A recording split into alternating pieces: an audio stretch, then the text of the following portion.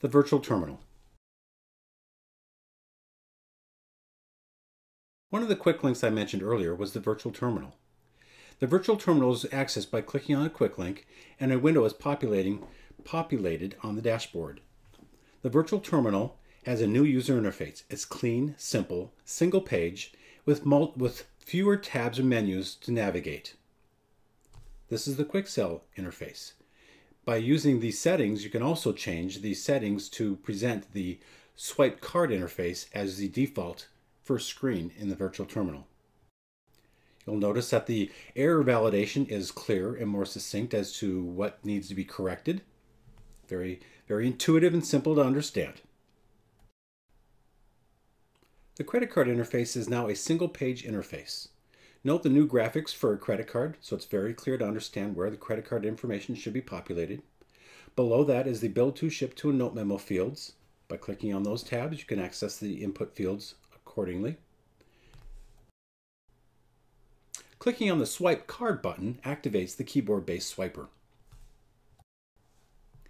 Looking at the additional fields within the credit card, you have the Ship to and the Note Memo fields to add additional data for the transaction. Clicking on Process Transaction submits the transaction, and the credit card response window is presented. If you've added Sage Virtual Check to your merchant account, you will have access to Virtual Check in the virtual terminal. Notice the new graphics that identify where on the check to find the specific information required. You also have access to the same fields, the Bill to, Ship to, and Note Memo fields, as the credit card interface on the bottom. In addition, you have the ability to search for transactions within Sage Virtual Terminal. Click the search link at the top of the page, and the search window populates. Enter your criteria, and the results are populated in the table below. Note you can still export this data to common formats such as CSV, Excel, and PDF. Under the Import tab, you still have the ability to import XML and CSV-based data for importing data from external systems.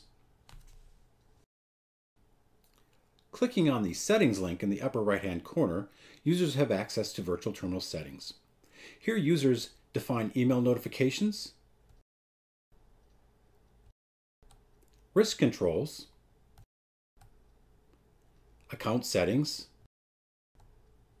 set IP restrictions, configure receipts, and define default languages when logging into Sage Exchange Virtual Terminal.